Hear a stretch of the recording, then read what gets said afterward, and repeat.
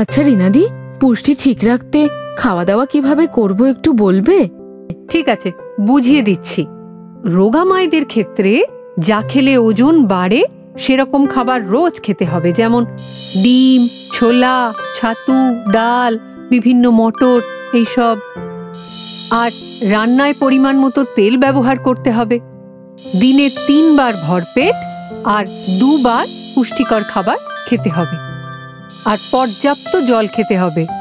পোয়াতি মহিলা যদি মোটা হয় তাহলে যে খাবারে ওজন বাড়ে সেগুলো কিন্তু এড়িয়ে চলতে হবে, যেমন চিনি বা মিষ্টি, ময়দার খাবার, বেশি তৈলাক্ত বা চর্বিযুক্ত খাবার, বাইরের ফাস্ট ফুড।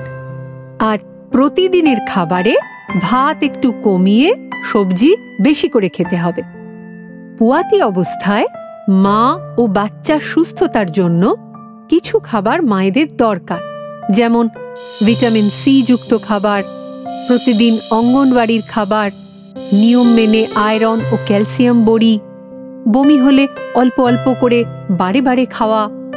আর কিছু জিনিস এড়িয়েও চলতে হবে, যেমন ঠান্ডা পানীয়, কৃত্রিম রং দেওয়া খাবার, দীর্ঘদিনের সংরক্ষিত খাবার, ধূমপান, মদ্যপান বা অন্যান্য নেশা, খাবার পরেই জল খাওয়া বা শুয়ে পড়া, ভারী কাজ করা, এই সমস্ত।